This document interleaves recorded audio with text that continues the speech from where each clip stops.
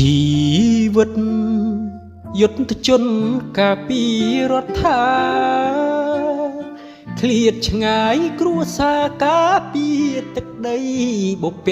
បុរសដាក់ទុនជីវិតស្រវាចំណេះដើម្បីមានទុំប្រទេសសងគុណដល់ដូនតាយើងកម្ពុជាខ្ញុំសូមសច្ចាស្មោះស្ម័គ្រនឹងការពារអ្នកបជាជីវិតជូនទឹកដីនេះពុកម៉ែប្រពន្ធបងប្អូននៅផ្ទះបន់ស្រន់បួងសួងសំពះឲ្យឈ្នះជនដែលឆ្លៀនពៀនកម្ពុជាជាទីស្នេហាខ្ញុំបដូរសង្ខាររស់ការពី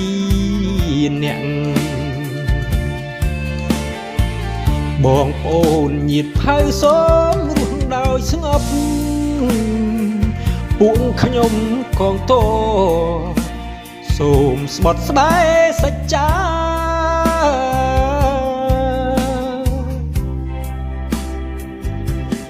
រងងា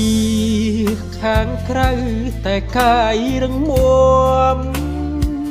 ហាត់ពុតលុតដំការពីទឹកដីដែនខណ្ឌសីមា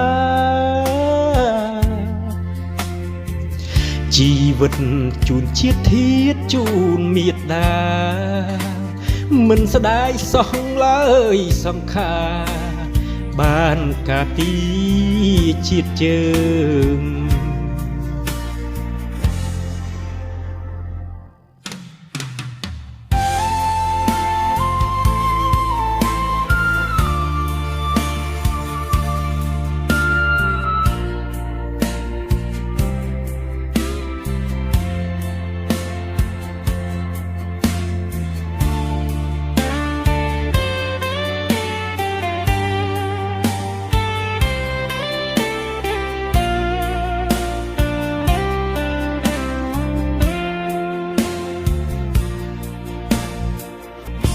កម្ពុជាជាទីស្នេហា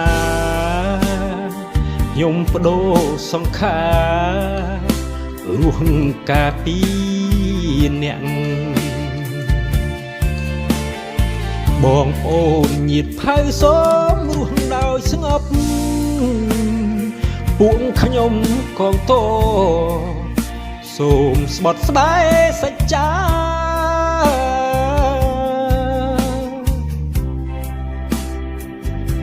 រងងារខាងក្រៅ